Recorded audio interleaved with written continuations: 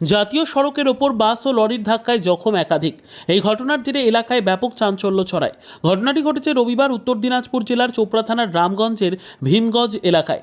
স্থানীয় মানুষেরাই আহত যাত্রীদের উদ্ধার করে প্রথমে চোপড়ার দলুয়া স্বাস্থ্যকেন্দ্রে নিয়ে যাওয়া হয় এবং গুরুতর আহত লোকজনদের ইসলামপুর মহকুমা হাসপাতালে পাঠানো হয়। এদিকে জানা যায় বাসটি বিহার থেকে শিলিগুড়ির দিকে যাচ্ছিল এবং লরিটিও বাসের পেছন পেছন একই দিকে যাচ্ছিল।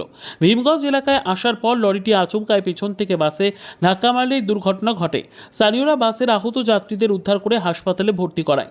এই ঘটনার খবর পেয়ে ঘটনাস্থলে এসে পৌঁছয় রামগঞ্জ ফাঁড়ির পুলিশ। এই ঘটনার জেরে জাতীয় সড়কে যানজট হয়ে পড়ে। পুলিশের হস্তক্ষেপে পরিস্থিতি স্বাভাবিক হয়। পুলিশ ঘটনার তদন্ত শুরু করেছে। ये जो है कोई ट्रक जो है पीछे से मार दिया। पीछे से अब मैं बस में था। बस में कहाँ से कहाँ तक जा रहा है बस? ये जो है रांची से सिलीगुड़ी। कब हुआ है? ये बस 1 घंटा पहले हुआ है, मतलब अभी से सुबह ही जख्मी कितना हुआ है? हैं?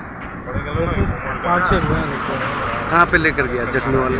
ये नियर हॉस्पिटल को रामगंज। बस आ गया आपका नाम? मेरा अरुण गुप्ता है।